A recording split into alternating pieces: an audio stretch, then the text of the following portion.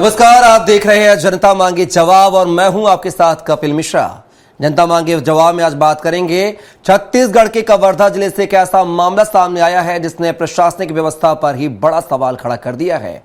सरकारी धान खरीदी केंद्र से करीब 7 करोड़ रुपए का धान गायब हो गया है, जिसे बताया जा रहा है कि चूहे खा गए हैं। इस पर एक तरफ सरकार जांच और कार्रवाई का भरोसा दे रही है, तो दूसरी ओर कांग्रेस इस मुद्दे पर सरकार को घेर रही है। इसी पर हम आज चर्चा करेंगे, लेकिन उससे पहले देख लेते हैं खास रिपोर्ट।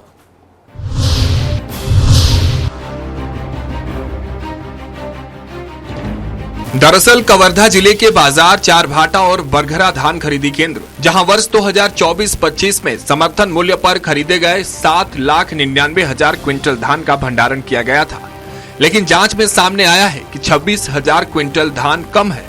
सबसे ज्यादा गड़बड़ी बाजार चारभाटा केंद्र में पाई गई, जहां से 22,000 क्विंटल धान गायब मिला, जिसकी कीमत करीब 7 करोड़ रुपए बताई जा रही है। अधिकारियों का दावा है कि धान मौसम के असर, चूहों, दीमक और कीड़ों की वजह से खराब हुआ। यह भी कहा गया कि अन्य जिलों की तुलना में कवर्धा की स्थिति बेहतर है, लेकिन प्रशासन का यह दावा तब सवालों के घेरे में आ गया जब केंद्र प्रभारी फर्जी आवक जावक, डैमेज धान के फर्जी बिल, मजदूरों की फर्जी हाजिरी और सीसीटीवी कैमरों से छेड़छाड़ जैसे गंभीर आरोप सामने आए। देखिए, प्रदेश के 65 संग्रहण केंद्र में हम आधे से भी कम है। हमारा स्थान 2 भाग में बांटेंगे तो हमारे यहाँ प्रदेश के आधे से ज्यादा संग्रहण केंद्रों में हमारे यहाँ से ज्यादा शॉर्टेज। हम तो काफी स्थिति अच्छी है हमारे यहाँ। हम 2.98 है, वहाँ बघर्रा में 3.5 है, चारभाटा में। प्रारंभिक जांच में शिकायत सही पाई गई और केंद्र प्रभारी को हटा दिया गया। विभागीय नियम साफ कहते हैं, अगर 2% से ज्यादा धान कम मिलता है तो निलंबन, जांच और FIR जरूरी है। तो फिर सवाल यह है कि अगर धान चूहे और दीमक ने खाया है तो फर्जी बिल आखिर किसने बनाए, सीसीटीवी से छेड़छाड़ किसने की और केंद्र प्रभारी को हटाने की जरूरत क्यों पड़ी। कांग्रेस का आरोप है कि एक और किसान धान बेचने के लिए परेशान है, मंडियों में अव्यवस्था है और दूसरी ओर सरकारी गोदामों से करोड़ों का धान गायब हो रहा है। कांग्रेस ने इसे लापरवाही नहीं बल्कि बड़ा धान घोटाला करार दिया है। पूर्व मंत्री अमरजीत भगत ने तंज कसते हुए कहा कि कवर्धा में 7 करोड़ का धान चूहे खा गए। अब चूहे ढूंढने पड़ेंगे कि कौन से प्रजाति के हैं। किसान पतले हो गए और चूहे मोटे हो गए। कौन चूहों का संरक्षक है, ये जांच का विषय है। ये तो जांच का विषय है कि जो चूहे अगर 7-7 करोड़ का अगर धान को खा जा रहे हैं, तो चूहा का प्रकार, चूहा का साइज और उसके कनेक्शंस, इसको देखना पड़ेगा कि कौन इसके संरक्षक हैं और कैसे चूहा इतने मात्रा में धान खा गए। चूहे मोटे हो गए और यहाँ के किसान दुबले हो गए। ये जांच का विषय है। सर, इस पूरे मामले पर उप मुख्यमंत्री अरुण साव का भी अब बयान सामने आया है। उन्होंने कहा कि प्रशासन मामले को गंभीरता से ले रहा है और किसी भी तरह की गड़बड़ी बर्दाश्त तो नहीं की जाएगी। मामले की जांच कराई जा रही है। यदि कोई दोषी पाया जाता है तो उसके खिलाफ सख्त कार्रवाई होगी। देखिए, प्रशासन के लोग उसका संज्ञान लेंगे। किसी तरह की गड़बड़ी किसी कीमत पर बर्दाश्त नहीं होगी। जहां पर भी गड़बड़ी की शिकायत मिलेगी, गड़बड़ी जानकारी में आएगी, जांच होगी, कार्रवाइयां होगी। बहरहाल अब सबसे बड़ा सवाल यही है, क्या सच में चूहों ने 7 करोड़ का धान खा लिया या फिर जांच में किसी बड़े घोटाले की परतें खुलेंगी। फिलहाल कवर्धा का यह मामला प्रदेश की राजनीति के अखाड़े में बदल चुका है और सबकी नजरें अब जांच रिपोर्ट पर टिकी हुई हैं। स्वराज एक्सप्रेस के लिए रायपुर से दिलीप साहू की रिपोर्ट। तो देखा आपने, चूहे खा गए करोड़ों की धान, मचा सियासी घमासान। इस पूरे मुद्दे पर हम विस्तार से चर्चा करेंगे। हमारे साथ एक विशेष पैनल जुड़ा हुआ है, पहले परिचय करवा देता हूं। इस मुद्दे पर चर्चा करने के लिए हमारे साथ बीजेपी प्रवक्ता KS चौहान साहब जुड़ गए हैं, साथ ही कांग्रेस प्रवक्ता धनंजय सिंह ठाकुर जी हमारे साथ जुड़े हुए हैं और वरिष्ठ पत्रकार बाबूलाल शर्मा जी हमारे साथ हैं। तीनों मेहमानों का बहुत स्वागत है हमारी इस चर्चा में। और पहला सवाल जो है मेरा बीजेपी प्रवक्ता आपसे ही कर लेते हैं, चूंकि सत्ताधारी पार्टी से ताल्लुक आप रखते हैं। चौहान साहब, जिस तरीके का ये मामला सामने आ रहा है, ये किसी के गले से, हलक से हजम नहीं हो रहा है कि आखिर 26,000 क्विंटल धान आखिर चूहे कैसे खा गए, दीमक कैसे खा गए। और जैसा कि हमने रिपोर्ट में भी कहा है, आखिर वो कौन से चूहे दीमक हैं जो 26 60,000 क्विंटल का जो है धान डकार सकते हैं। इंसान तो छोड़िए, इंसानों ने डकारा होता तो बात सही थी, लेकिन चूहे डकार गए। ये क्या पूरी दाल में काला है या पूरी दाल ही काली है? आप ही बताइए इसको। कपिल जी, सबसे पहली बात तो ये है कि जो चूहे खाए हैं या दीमक खाया है, वो एक और तरीका है, उसमें वेस्टेज भी हुआ है। ऐसा नहीं है कि वेस्टेज नहीं हुआ है, वेस्टेज भी हुआ है, धान सुखद भी हुआ है, और ये चूहे भी खाए हैं, और बहुत सारी चीजें हैं जो वेस्ट होता है। मैं ये बोल रहा हूं कि बहुत ज्यादा अंतर नहीं है जो वेस्ट हुआ है। अब ये बताइए कि ये जो 2 फड़ हैं, 2 संग्रहण केंद्र हैं, वहां 2 संग्रहण केंद्रों में 26,000 क्विंटल का फर्क आया। और इस पे मैं पहले ही बता दूं कि जिला प्रशासन की शिकायत की थी राज्य सरकार को, और उस पे कार्रवाई की है, और हो सकता है कि उन अधिकारी को निलंबित भी किया जाएगा। वो निलंबित है हम इसलिए कर रहे हैं क्योंकि एक एक दाने का हिसाब जो है वो छत्तीसगढ़ की जनता का है, और छत्तीसगढ़ की जनता को सरकार दे रही है। दूसरी बात, बहुत ज्यादा फर्क नहीं है, फिर भी मैं आपको बोल रहा हूं क्यों फर्क नहीं है। इस बात के मैं कुछ आंकड़े पेश करता हूं। वहां पर जितना धान था वो था 7,99,000 मैट्रिक टन। 26,000 मैट्रिक टन वहां से धान शॉर्ट होता है। उसमें एक चूहा भी है। चूहा 26,000 क्विंटल नहीं खा गया है। ये भारतीय जनता पार्टी है, ये कोई भूपेश सरकार नहीं है कि भूपेश सरकार में ये दिखाया गया था कि कई हजार क्विंटल मैट्रिक टन तो स्कूटी में लाया गया था, स्कूटी का नंबर निकला था, वो कई लाख मैट्रिक टन बैलगाड़ी में लाया गया था। ये धांधली वहां पर होती थी, अभी नहीं होती है। ये धांधली का जो तो चौहान साहब आप कह रहे हैं आपके हिसाब से कोई गड़बड़ी नहीं हुई, कोई धांधली नहीं हुई, ये आप कह रहे हैं? कपिल जी, मेन बात यह है कि इसमें जांच कमेटी बिठा दी गई है। अब उस पर कार्रवाई भी हो रही है। हमारा कार्य है कि अगर एक दाना भी वहां पर से वेस्ट हो रहा है तो उसके सही कारण क्या है। अब मैं बता दूं कि लगभग 3.25 के हिसाब से वहां पर वेस्ट हुआ। अब आप आ जाइए 2022 और 23 के मामले में।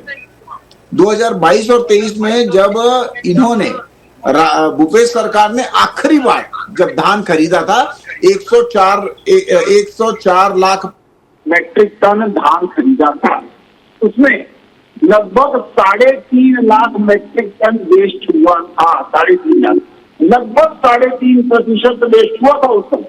उसके बाद हमने जब हमारी सरकार जब आती है 2023 और 24 में, उस समय भी वेस्ट हुआ, ऐसा नहीं बोला कि वेस्ट हुआ, लेकिन उसके प्रतिशत के बाद क्षमा चाहूंगा, आपकी आवाज जो है हम तक क्लियर नहीं आ रही है, टेक्निकल इश्यू कुछ। मैं तब तक धनंजय सिंह ठाकुर साहब को रुक लेता हूं, आप बने रहिएगा हमारे साथ। धनंजय सिंह जी, जिस तरीके के ये जो तस्वीर निकल के सामने आ रही है, जहां पर 26,000 क्विंटल जो है धान, वो कह रहे हैं कि सूखा है, कोई गड़बड़ झाला नहीं है, टोटल जो खरीदी होनी थी उसका 3% धान जो है कम हुआ है, ये कोई ज्यादा अंतर नहीं है कह रहे हैं। और आपके कार्यकाल की वो खूबियां भी गिना रहे हैं कि आपके कार्यकाल में कितना गायब हुआ था। तो फिर वो कार्यकाल की तस्वीर सामने क्यों नहीं है? इस कार्यकाल की तस्वीर क्यों सामने है धनंजय सिंह ठाकुर जी? देखिए कपिल जी, छत्तीसगढ़ की जनता क्या कह रही है? अंधेर नगरी चौपट राजा, घोटाला कर मलाई खाए भाजपा के नेता और बदनाम हो जाए चूहा। और अभी दिख रहा था भाजपा के प्रवक्ता जिस प्रकार से घोटाले पर सफाई दे रहे थे, ये कह रहे थे कि 26,000 क्विंटल धान गायब नहीं हुआ है, वो सूखक में गया है, कुछ धान वेस्टेज हुआ है। तो फिर पूछता हूं, उस अधिकारी को निलंबित क्यों किया आपने निलंबित क्यों किया? और वो चूहा कौन है? क्या वो चूहा भाजपा संबंधित था?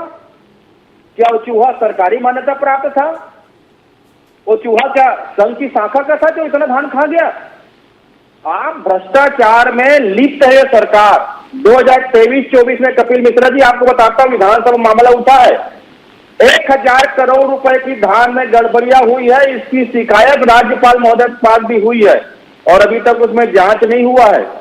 और आज जो कवर्धा जिला में जो धान में हेरा फेरी सिर्फ 2 केंद्रों का आया है ना, और ऐसे कई केंद्र है कवर्धा जिला में, आप पर हर केंद्र में धान की गड़बड़ियां है। और कवर्धा ही नहीं, मुख्यमंत्री के गृह जिला जसपुर में भी यही हालात है। पूरे प्रदेश में धान घोटाला भाजपा की सरकार कर रही है और भाजपा के प्रवक्ता बड़ी बेशर्मी से कह रहे हैं धान सुखद था, धान वेस्टेज हुआ, तो कार्रवाई क्यों की है उस अधिकारी के ऊपर में? जब आप सब कुछ जानते हैं तो कितना बचा लेंगे? क्योंकि धान के हेरा फेरी में भाजपा सरकार के मंत्री और वो अधिकारी धर्मेंद्र साहब, आप क्या करेंगे? आप विपक्ष क्या करेगा? विपक्ष क्या करेगा? घोटाला हुआ है आप कह रहे हैं, घोटाले को विपक्ष कैसे देखेगा? जरा इस पे भी अमल कर लेते हैं। निश्चित तौर पर बड़ा सवाल उठाया है, विपक्ष की बड़ी जिम्मेदारी, हम इस जिम्मेदारी का निर्वहन कर रहे हैं। आपके चैनल के माध्यम से कह रहा हूं, अगर धान गड़बड़ी घोटाले में विजय शर्मा जो गृह मंत्री है, प्रदेश के उप मुख्यमंत्री है, उनको नहीं हटाया जाता, जो यहाँ खाद्य मंत्री है उनको नहीं हटाया जाता, हम सड़क में आंदोलन करेंगे। ये चूहों के ऊपर में जिम्मेदारी डाल के शायद सरकार धान की चोरी से कैसे बच सकती है? बिल्कुल, मैं जवाब लेता हूं। चौहान साहब 30 सेकंड का समय आपको देता हूं, फिर मैं बाबूलाल शर्मा जी का रुख करूंगा। बड़ी आसानी से चूहों का हवाला दे दिया आपने। पूर्ववर्ती सरकारों का काम भी बताया कि उनके समय पे भी धान में कमी आई थी, लेकिन चौहान साहब तब तो मामला सामने नहीं आया। तो क्या माना जाए, घोटाला नहीं हुआ था इसलिए सामने नहीं आया, या आप लोग कमजोर पड़ गए विपक्ष की भूमिका में इसलिए सामने नहीं आया, और आज क्यों सामने आया? चौहान साहब।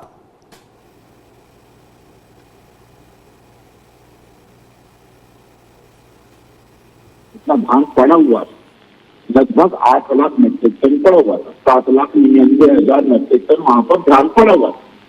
तो लगभग 3.25% की शॉर्टेज आई है।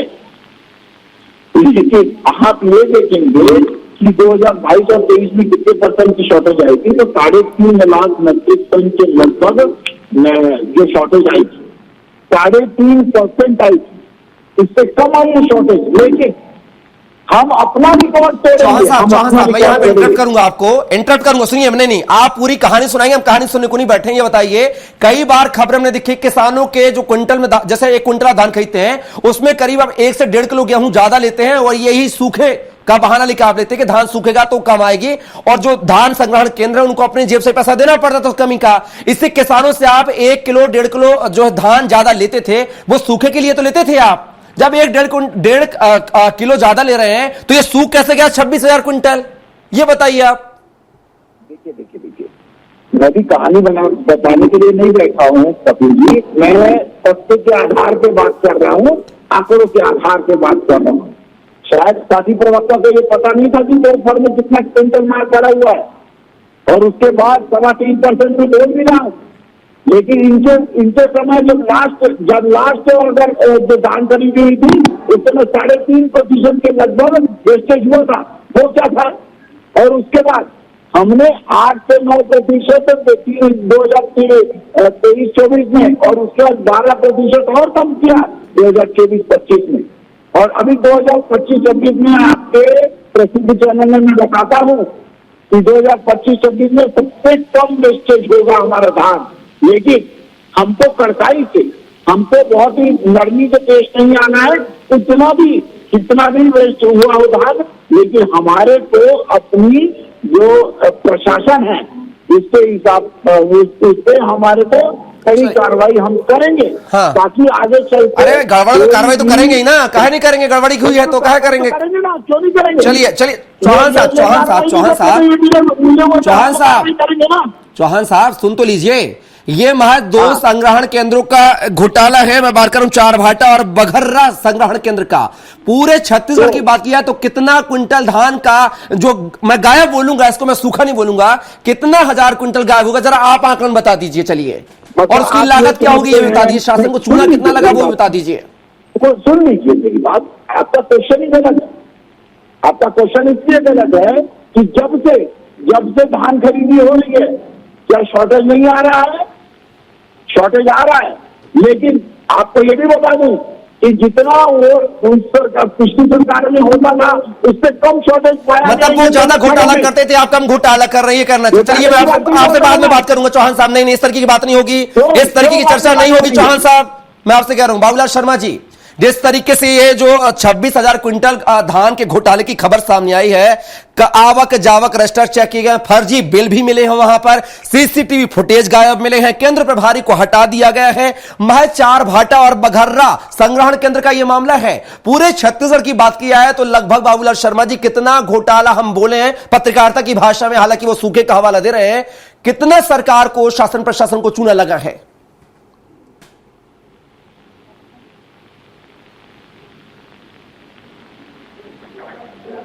धान से बड़ा कोई काम प्रदेश के अंदर में नहीं है, धान खरीदी से बड़ा। इसमें 2% सूखत जो होती है, सूखत या घटत जो भी बोलो, घटती बोलो, वो स्वीकार्य है सरकार को नियमानुसार। लेकिन आपको बता दूं, अभी जो बात की जा रही है, जो 26,000 क्विंटल कम बताया गया है, वो 2% सूखत को घटा करके किया है। ये भी ध्यान रहिए, 2% सूखत तो स्वीकार्य है, उसके बाद 26,000 क्विंटल धान की जो है गड़बड़ी पाई गई है या कमी पाई गई है या बर्बादी पाई गई, जो भी पाई गई जी। जो दिख रहा है, जो आप स्क्रीन पे दिखा रहे हैं, उसमें तो ऐसा लग रहा है जैसे बहुत सारा धान भीग गया, खराब हो गया, ये भी दिख रहा है। तो उसको लेकिन क्या है कि मुझे आश्चर्य इस बात का हो रहा है कि बात में कुछ ना कुछ गड़बड़ी तो दिख रही है। मामले में कोई 7 करोड़ रुपए का धान चूहा दीमक खाने की बयानबाजी जो है, वो सीधी सीधी बहानेबाजी दिखी, साफ दिखती है। अगर कुछ नहीं हुआ है तो वो बहानेबाजी करने की जरूरत क्या थी? अगर कुछ भी नहीं हुआ है, सब कुछ ठीक ठाक है, जैसा कि बीजेपी वक्ता कह रहे हैं कि 3.25% का मामला है, मात्र 1.25% ही बढ़ाया है टोटल इसमें से, तो फिर इतना हल्ला गुल्ला क्यों? और उसको दीमक और चूहे के बीच में लाने की जरूरत ही नहीं थी अधिकारी को। कहीं न कहीं कुछ गड़बड़ है, उसकी नजर में भी है उस अधिकारी के। मैं सरकार पे नहीं कहता, अधिकारी पे कहता हूँ, सिस्टम पे कहता हूँ। ये सिस्टम जो है उसमें बैठे हुए चूहे और दीमक जो है वो उसको चाट गए होंगे, और इसलिए जो है ऐसी बातें सामने आ रही है। मैं सरकार को बिल्कुल दोष नहीं देता, सरकार उसमें इन्वॉल्व होगी, मैं नहीं मानता कि विजय शर्मा उसमें इन्वॉल्व होंगे, मैं नहीं मानता कि और कोई बड़े नेता या मंत्री इसमें इन्वॉल्व होंगे, मैं ये आरोप नहीं लगाता।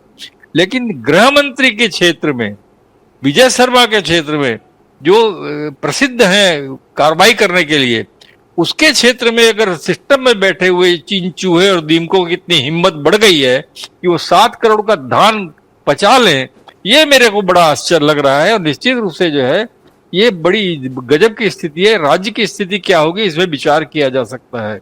जहां गृह मंत्री के जिले में ऐसा हो सकता है, तो देखिए पहले भी होता रहा है, कमी बेसी जो है होती रही है, ऐसी नहीं है।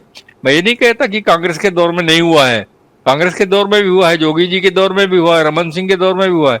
ये काम ही ऐसा है, धान की खरीदी का काम ही इतना जटिल है, इसमें कुछ ना कुछ ऊंचा नीचा होगा, आरोप प्रत्यारोप होंगे। शर्मा जी, थोड़ा बहुत तो चलता है, लेकिन 26,000 क्विंटल वही तो कह रहा हूं, ये जो आंकड़ा है ना, ये आंकड़ा जो दिल को दहलाने वाला है, और ये अकेले के दम पर, अधिकारियों के अकेले के दम पर ये इतना घटता बढ़ता नहीं हो सकता। कहीं न कहीं जो है इसमें कोई तो भी है जो पीछे खड़ा हुआ है।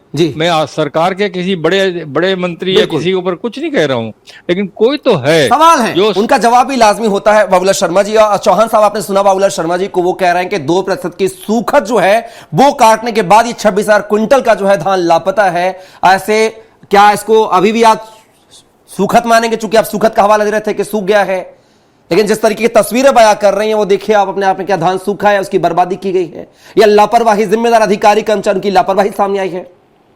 कपिल जी, तो मैंने आपको दी है, पहले तो 3.5% 22-23 का, उसके बाद 3.10 का, उसके बाद 2.65 का, लास्ट ईयर 2.65 का वेस्टेज हुआ था। ऐसा नहीं है कि नहीं हुआ था, जो सुखद काटते ही होता है, ऐसा नहीं है कि नहीं है। उसके बाद भी जो सुखद एक हम एक पैमाना बना लेते हैं कि 2% सुखद हो सकती है, इससे ऊपर सुखद होती है तो क्या होगा? क्या भूपेश सरकार में नहीं हुई है, या उससे पहले नहीं हुई है? रमन सरकार की भी बात करता हूं मैं, क्या रमन सरकार में नहीं होती थी, या छत्तीसगढ़ जब से बना हुआ है तब से नहीं होती थी सुखद? लेकिन मैं हम साहब गलती हुई है, नहीं हुई है?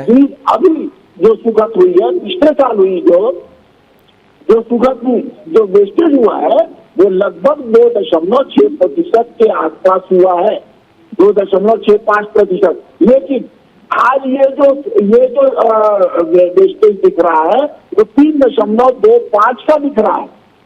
हम अपना रिकॉर्ड तोड़ने के लिए, हम अपनी जवाबदारी पूरी करने के लिए कार्रवाई कर रहे हैं, क्योंकि जिला प्रशासन ने बोला, हमने कार्रवाई की, उसमें कमेटी गठित की। कपिल जी, लेकिन इसका मतलब ये नहीं है कि आप इसको भ्रष्टाचार के चश्मे से देखेंगे। लेकिन हाँ, ये बात अलग है कि हम जवाबदार हैं, लेकिन हम गुनहगार नहीं है, जवाबदार है ना, हम उस पर कार्रवाई भी कर रहे हैं। तो जिम्मेदार कौन है फिर चौहान साहब, जरा वही बता दीजिए, हम उससे जिम्मेदार से जवाब ले लेंगे। नहीं, सुनिए, कार्रवाई हम लोग कर रहे हैं, लेकिन जहां पर भूपेश सरकार में 3.5% की जब वेस्टेज आता था, तब वो भी सुगत के बाद। बाबूलाल शर्मा जी, मैं आपकी प्रतिक्रिया चाहूंगा इस पर। जिम्मेदार नहीं है वो, जवाबदेह हैं। जिम्मेदार हम किससे जवाब लें बाबूलाल शर्मा जी? देखिए, जिम्मेदारी तो लेनी पड़ती है कहीं ना कहीं आपको। मैं कह रहा हूं ना कि सरकार की तरफ मैं भी कोई इशारा नहीं कर रहा हूं, लेकिन जिम्मेदारी पूरी सरकार की है। यदि उसके प्रदेश में किसी भी प्रकार की गड़बड़ी हो रही है तो सबसे पहले जिम्मेदार वो मंत्री है जिसका वो विभाग है। उसके बाद जो है वो जिम्मेदारियां जो है कहीं ना कहीं नैतिकता के रूप में जो है चीफ मिनिस्टर तक भी जाती है, उप मुख्यमंत्री तक भी जाती है कि भाई इतना बड़ा घोटाला, और जैसे उप मुख्यमंत्री का तो क्षेत्र ही है वो, तो उन पर भी जिम्मेदारी तो आती है, ये बात है। लेकिन मैं ये नहीं कहता कि उन्होंने करवाई है, बिल्कुल ये गड़बड़ी उन्होंने कराई है। हम तो कह रहे हैं जिम्मेदारी तय कर दी जाए ना, अगर किसकी लापरवाही है। चौहान साहब कौन दे?